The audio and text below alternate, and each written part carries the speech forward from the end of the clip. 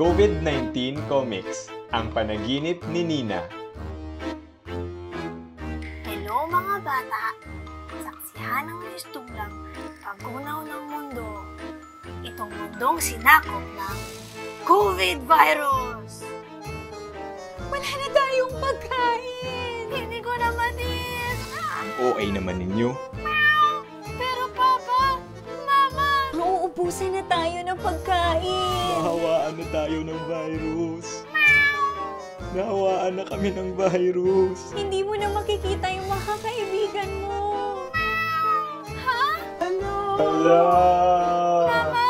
Papa! Mingming! Wow! Nina, gising! Uy, gising na! Ha? Mingming? Nina, okay ka lang? Mama? Papa? Nakakatakot ang panaginip ko!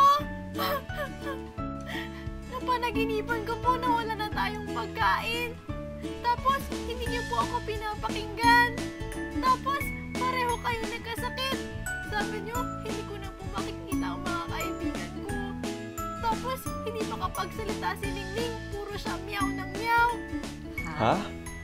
Nakakatakot talaga! Nina, hinga muna ng malalim. Bilang tayo hanggang 10. Anak, normal lang ang nararamdaman mo. Ang hindi normal ay ang sitwasyon natin ngayon. Ang virus at quarantine, nakakabahala naman talaga. Ikaw rin, Papa? Oo naman.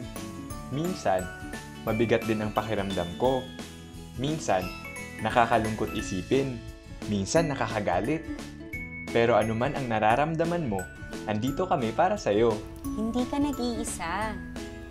Tara, subukan nating tulungan ang isa't isa. Una, ayusin natin ang schedule natin para meron tayong routine. Dasal sa umaga at exercise. Pwede ka rin tumulong sa kusina. Pagkatapos ng almusal, magbasa tayo ng mga gusto mong libro. Tapos laro tayo! Siyempre! Pero, pagkatapos na ng trabaho namin ni Mama ha, At may oras din para matutong mag-drawing.